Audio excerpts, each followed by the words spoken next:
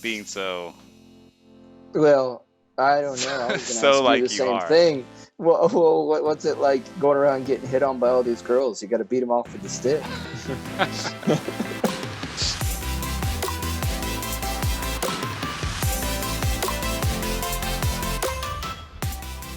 We are live.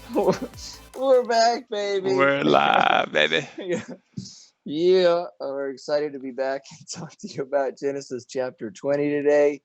I say let's just dive in head first. Genesis 20, starting off in verse 1. Now Abraham journeyed from there toward the land of the Negev and settled between Kadesh and Shur. Then he sojourned in Gerar. Abraham said of Sarah, his wife, "She is my sister." So Abimelech, king of Gerar, sent and took Sarah. But God came to Abimelech in a dream of the night and said to him, "Behold, you are a dead man because of the woman whom you have taken, for she is married." Now Abimelech had not come near her, and he said, "Lord, will you slay a nation, even though blameless? Did he not himself say to me, 'She is my sister,' and she herself said, 'He is my brother'? In the integrity of my heart and in the innocence of my hands, I have done this." Then God said to him in the dream, "Yes, I know that in the integrity of your heart you have done this, and I also kept you from sinning against me. Therefore, I did not let you touch her. Now, therefore, restore the man's wife, for he is a prophet, and he will pray for you, and you will live. But if you do not restore her, know that you shall surely die, you and all who are yours." So we see here now that Abraham is journeying. Abraham is going to the Negev. And so we see here that he comes into the territory of Abimelech, and Abraham slips back into his old habits of asking Sarah to tell people that she's a sister instead of his wife because he's afraid. And so we see the same thing. We see almost the same thing as we saw with what he did in Egypt with Pharaoh. So Abimelech took Sarah to prepare her to become his wife. And then so God showed up in a dream, letting Abimelech know, hey, like, that if he does try to do this, that he will die. And so Abimelech responds to God in the dream, letting him know, hey, I didn't know this. I didn't know she was married. They both said she was just Abraham's sister. And so God said, well, you let her go, give her back to Abraham, and Abraham will pray for you so that you don't die. So with this, like I said, Abraham, he's had some moments where it's been like, whoa, dude, Abraham's a stud. Then there's moments where he slips back into resorting to deception so he, won't get killed. But it's one of those things that God already made this promise. God already said, like, I'm going to make a great nation from you. So since that's what God already said, God won't let his own will be hindered. But for whatever reason right now, Abraham is still struggling. And it is like, this can be a scary situation because as Abraham, because he's a foreigner, he has no civil rights, if you will, right? So he has no protection. So usually in these times, when you would travel outside your own country, you would travel with family members, right? And so he was traveling with Lot, but now that he kind of broke off from everyone, he has no extra protection other than the people that his kind of entourage. So this is when you're traveling foreign places, like Abraham's situation in these times, it would be very dangerous, or it could be. And so I understand there's a legitimate reason to be afraid, except the fact that if you trust God that he's going to make a great nation from you, and you haven't had a kid yet from you and Sarah, then God won't let his own will be hindered. And so we see here almost Abimelech is kind of the innocent person here. And something interesting, verse 4, he says, "Will you slay a nation, even though blameless?" So we kind of get like this mirror statement of what Abraham said 2 chapters ago, where he said, would you, he asked God, would you kill an entire city, if there were 50 righteous? And then he talked him down. And so it's kind of interesting how that we see that again. So also, though, I guess sorry, I wanted to mention real quick as well, this is the first use of the word prophet in the Bible. So we see that Abraham is a prophet, or God calls him a prophet in this, when he's talking to Abimelech in this dream. And one of the first takeaways I see here is just the sanctity of marriage, the high value that God holds, or has merit, has. We see the sanctity of marriage here, God's high view of marriage, and how important it is and how serious God takes it. Yeah. The only two things I would add is, you kind of see Abraham kind of roaming all over the place.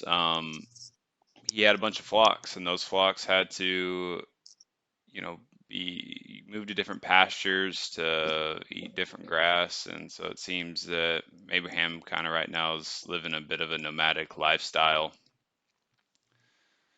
So, and that brought him ultimately to Abimelech's land, as you mentioned. And like you said, he's jumping into the same sin again. And before we throw Abraham to the wolves, has anybody here ever found themselves caught in the same sin more than once? Feel free to raise your hand. Anybody? So I would just, yeah, I mean, Abraham's he's a human just like everybody else. So sweet. Love it. Let us move on. Also, just before we do that, actually, I would like to highlight one more thing. Uh, Abimelech right now seems to be in stark contrast to some of the other people that they've run into as well. Yeah. Basically, we got Abimelech, who I'm guessing is not. I don't know if it specifically says. You can correct me, but doesn't he like? He's not a follower of the one true God of the Bible. I'm getting the impression that he's a Gentile. He's just some random guy, and he seems to have a lot of integrity here. Not all the areas in which they didn't worship the one true God of the Bible did they just have to be like ruthless animals like they were in Sodom and Gomorrah. So um, here we definitely see someone that is maintaining his integrity. That's my understanding of Abimelech too, though, is that he was just a non-believing. I mean, he's a non-believer. He's some foreign king.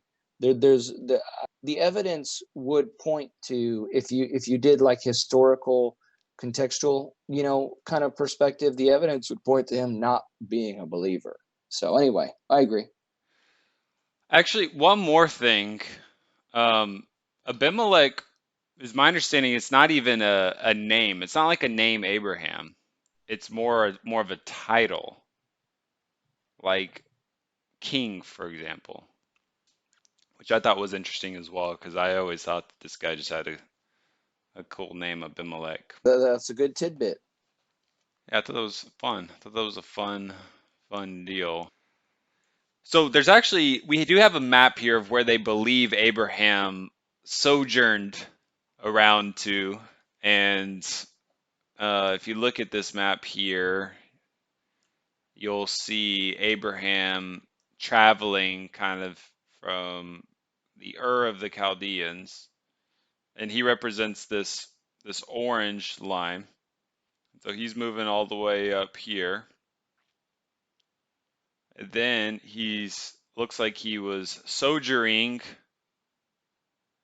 down to Kadesh and Shur, if I recall correctly, that's where it said that he went. Yeah, between Kadesh and Shur. So he traveled between Kadesh and Shur. So it looks like he's in this box right here. So this man is moving. He's traveling some distances here. This isn't a situation where you hop on a plane and you're like, once you leave a place, like, hey, we'll see you next Christmas. You know, that's not gonna happen.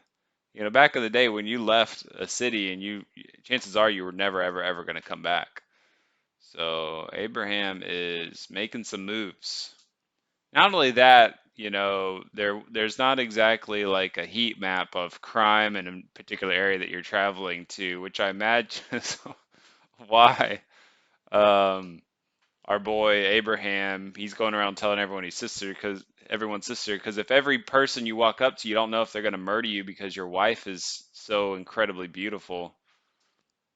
I suspect it seems odd, but I suspect Abram had some death threats in the past due to his wife, right? You don't just automatically start saying stuff like this, right? Like typically something happens to you, and you're like, "Uh-oh, was it worth it? Was it really worth it marrying such a beautiful woman because I'm constantly getting um, death threats ultimately." Which just goes to show how crazy beautiful Sarah was, right? If people are willing to kill you over this woman, she must be pretty beautiful. So, the curse of beauty. Justin, can you tell us a little bit about what it's like to have that curse? Yeah, so I know I was just thinking a modern day illustration. I think it's when you take your really hot girlfriend to the bar and then you end up getting into a bar fight. Yeah, There's another guy hits on. That was exactly what popped into my head. but I was thinking what's it like for you? You know what I mean? Going around and, being so Well, I don't know. I was going to so ask you the like you same are. thing. Well, what's it like going around getting hit on by all these girls? You got to beat them off with a stick. Uh, Oh, yeah. I like to live vicariously through through your relationships. So, well, good luck with that. all right. Um, Seriously though, like for our viewers, what's it like to be this handsome, dude? Oh man, I don't know. I'm just some goofy looking. uh, No, I just is it tough to go outside sometimes? yeah. I mean, I would say that I probably can't relate to Sarah, but you know, it's one of those things that there's pros and cons, right? There's pros and cons to being crazy hot. So That's right. Well, we feel we do we can't sympathize exactly because we don't know what it's like, but we uh we feel sorry for you. Um, Verse 8. So Abimelech arose early in the morning and called all his servants and told all these things in their hearing. And the men were greatly frightened. Then Abimelech called Abraham and said to him, "What have you done to us? And how have I sinned against you, that you have brought on me and on my kingdom a great sin? You have done to me things that ought not to be done." And Abimelech said to Abraham, "What have you encountered, that you have done this thing?" Abraham said, "Because I thought, surely there is no fear of God in this place, and they will kill me because of my wife. Besides, she actually is my sister, the daughter of my father, but not the daughter of my mother. And she became my wife. And it came about, when God caused me to wander from my father's house, that I said to her, 'This is the kindness which you will show to me. Everywhere we go, say to me, He is my brother.' Abimelech then took sheep and oxen and male and female servants and gave them to Abraham, and restored his wife Sarah to him. Abimelech said, Behold, my land is before you. Settle wherever you please. To Sarah he said, Behold, I have given your brother 1,000 pieces of silver. Behold, it is your vindication before all who are with you, and before all men you are cleared. Abraham prayed to God, and God healed Abimelech and his wife and his maids, so that they bore children. For the Lord had closed fast all the wombs of the household of Abimelech because of Sarah, Abraham's wife. So, a lot going on here. Um, God shows up to Abimelech in a dream, basically said he's a dead man unless he gives Sarah back. And then verse 8 starts with Abimelech telling all of his servants about what had happened in his dream, and everyone was super scared, as they should be. Then Abimelech starts talking to Abraham and says, Abraham, why in the world would you do this? I haven't done anything wrong. What have you encountered that you have done this thing? And I think this is also ultimate reference to what I said earlier, right? Abraham probably encountered some crazy stuff in the past to make him want to lie about this on a regular basis. Abraham then said, Because I thought there is no fear of God in this place, they will kill me because of my wife. I think this is another great reference to the fact that these people likely weren't worshiping the one true God of the Bible. There wasn't a fear of God. So there was likely some unwholesome things going on would be my guess, unless Abraham's lying in this case. But Abraham obviously was inclined, at least in some part, to believe that these people didn't fear God. Perhaps they didn't believe in a God. Who knows? Who knows the situation? But there's some indication that that Abimelech and the kingdom were not were not putting God first in their lives. And so Abraham is saying that, hey, I thought you were going to kill me because of my wife. And I told my wife, anytime that we go anywhere, tell everyone that you're my sister so that I don't get killed.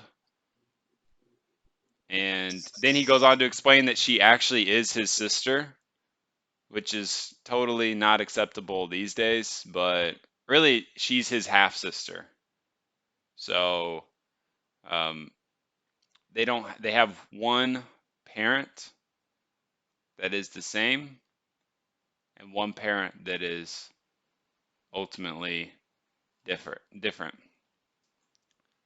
And they differ by the similarity is of the father. So they have the same father, different mothers, and they ended up getting married.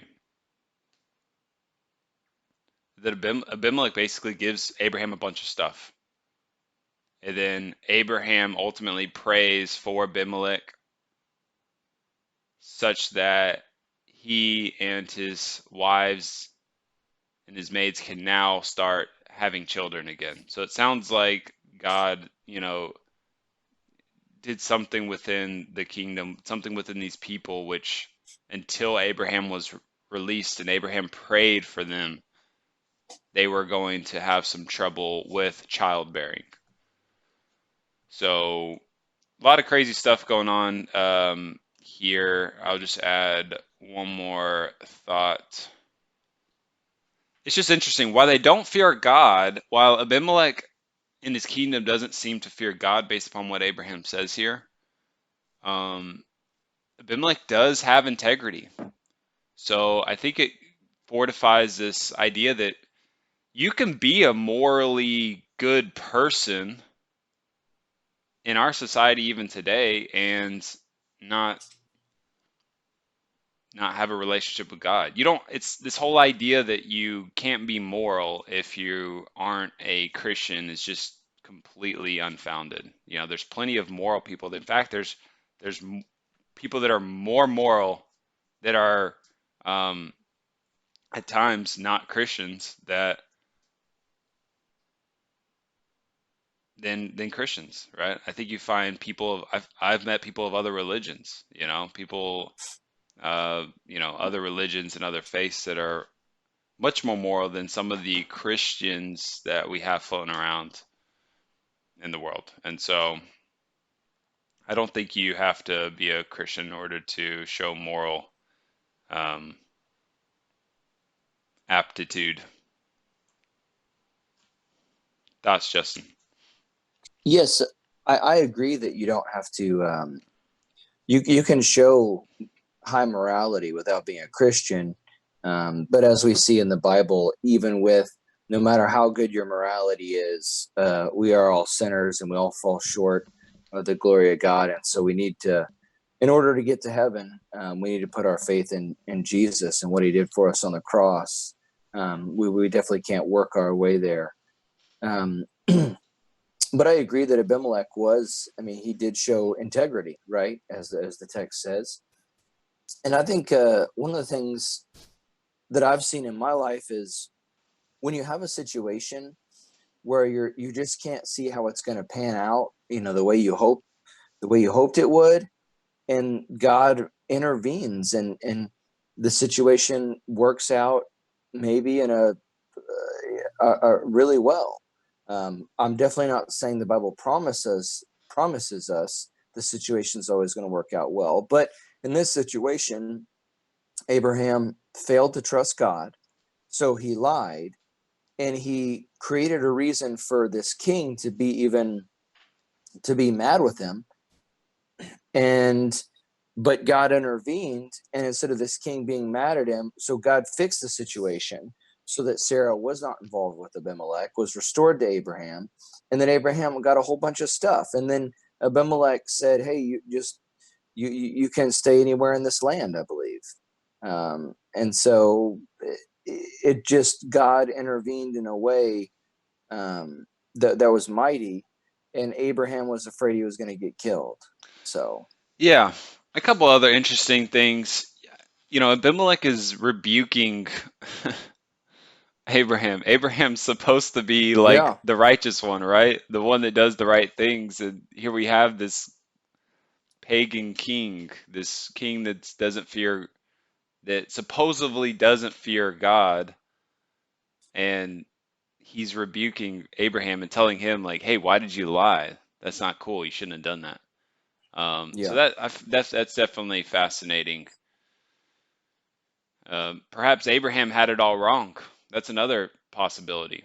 Abraham was, thought that, the only way to be moral perhaps was to fear God, when in fact that wasn't necessarily the case. I would also say, with regards, and you mentioned this in the first paragraph, the promise coming of Isaac. Isaac has not come yet at this point, but is going to come in the next year time frame. And so we have ourselves a situation in which if Abimelech ultimately marries Sarah, then we kind of have this like Jerry Springer moment where it's like, well, who is the father? That's the question that comes up. And so obviously God protects that whole situation by not allowing Abimelech to come anywhere near Sarah, but because of this coming promise that God ultimately has for Abraham and Sarah, this upcoming baby that the covenant's going to come through, which we're going to see, which we have seen, and we're going to see more of in the future. So definitely, I think one more thing to point out here is that Abraham is putting into jeopardy by by allowing Abimelech to almost bringing Sarah into his harem, essentially, by by almost allowing Abimelech to marry Sarah. Abraham is putting into jeopardy this whole all of God's plan, by of this promised upcoming son. So it seems like Abraham is not thinking, he's not thinking in this situation. God has big plans for Abraham, and God's going to come through no matter what. But that doesn't mean Abraham should intentionally put challenges along the way to do this, you know? Like, why in the world would he potentially jeopardize this coming son of Isaac that God has promised? I'm sure Abraham. It was probably one of those moments where a little lie turns into a much bigger lie, and then all of a sudden it gets out, snowballs out of control, and you find yourself in this big, big challenge, as he did here. So those are all my comments. Justin, any more comments before we sign off? No, I think you summed it up very well about just the God preserving His will and what He said. Cool. Chapter So that 20, finite. We're done. Chapter 21, we shall see you soon. And we'll see you soon as well. Later.